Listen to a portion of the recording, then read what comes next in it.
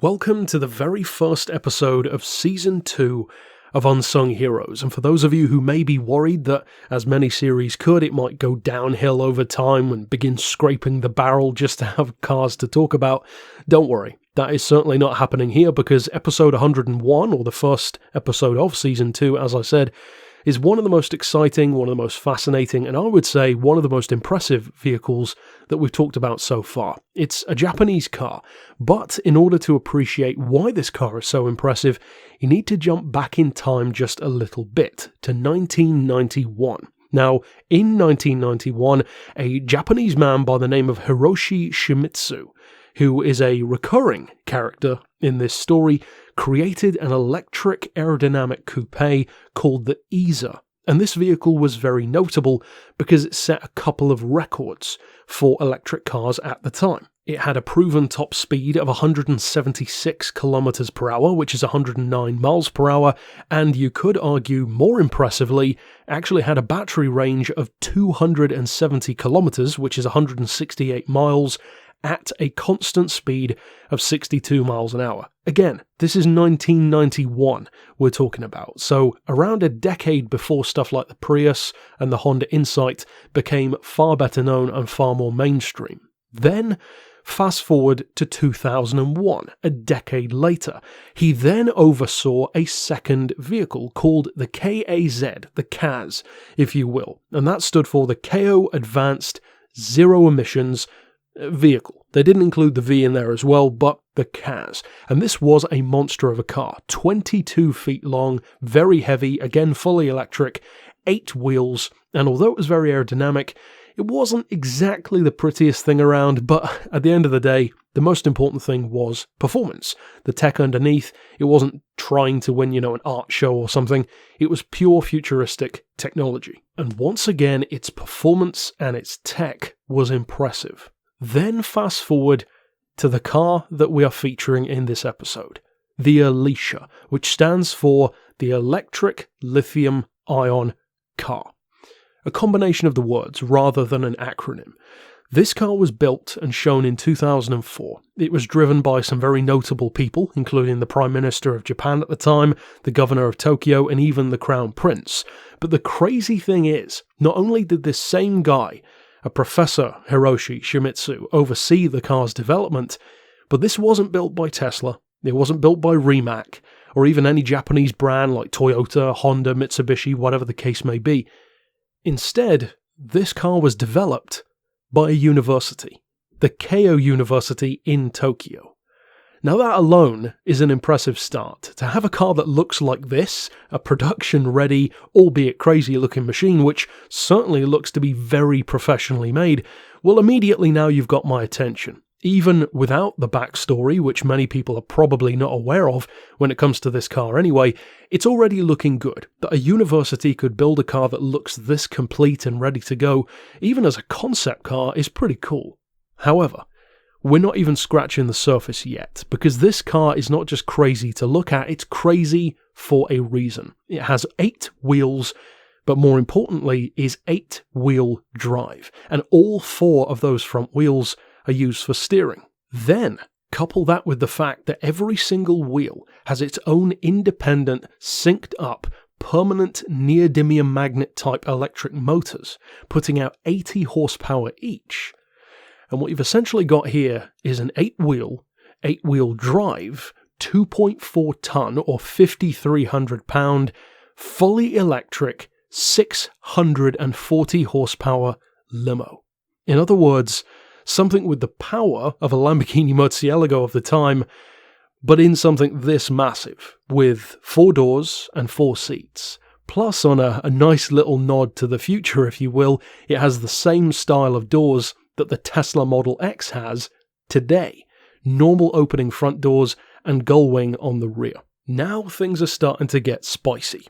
8 wheels, 640 horsepower, 2.4 tons, fully electric drive with, mind you, regenerative braking and a battery range of up to 200 miles.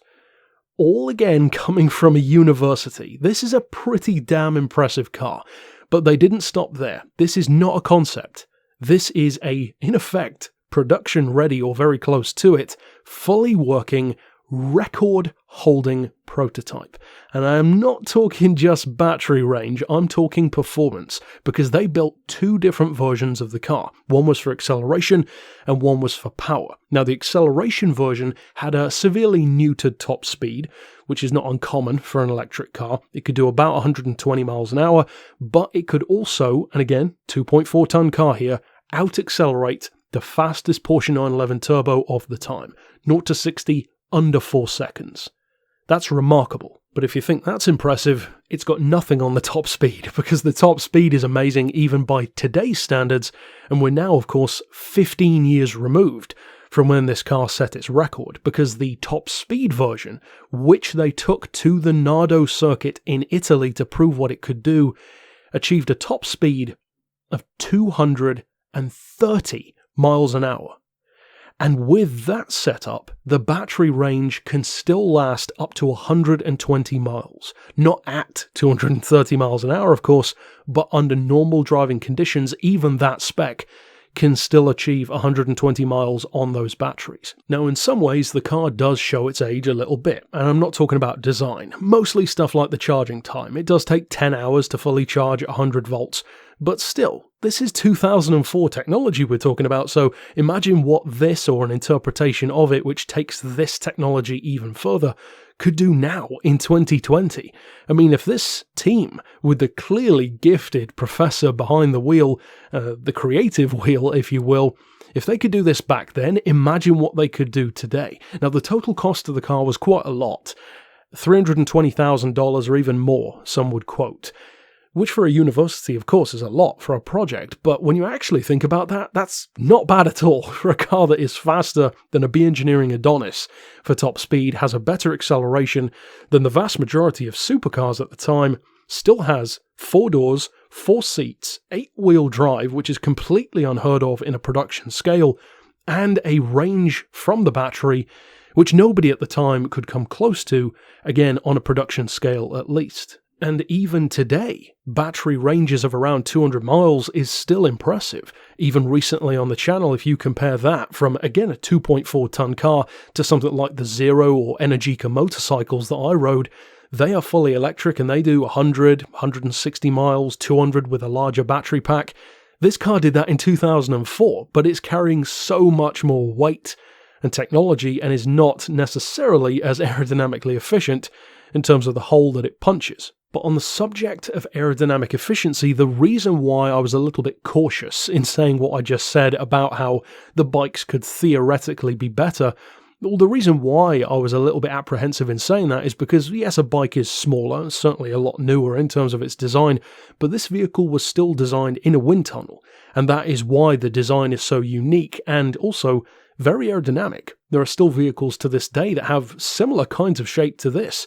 You can see a number of similar cues in, for instance, Tesla models to this car. Not the overall design, but certainly some of those curves. And although, as far as I know, the vehicle has not reached production yet, and I'm not sure if they still intend to, as recently as 2007, which isn't really that recent anymore, they were still hoping to get funding for the vehicle. They were hoping to build around 200 of these if possible in a production sense, fully legal on the street with those two different forms, and the quoted price was hoped to be in the region of $250,000, which again, for an electric car of this caliber, a super limo, if you will, something which even if Bugatti had produced the Galibier, this would have still been quicker, well, that's pretty good value, I would say.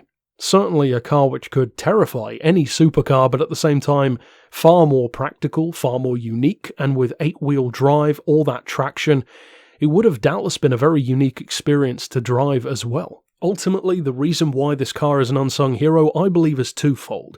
One is because the project has kind of gone quiet, and that, of course, tends to make people think there's probably not much being done with it, at least not that I could find. In a similar way, funnily enough, to episode 99, with the Lightning GT, also an electric car, which I certainly hope sees more attention in future.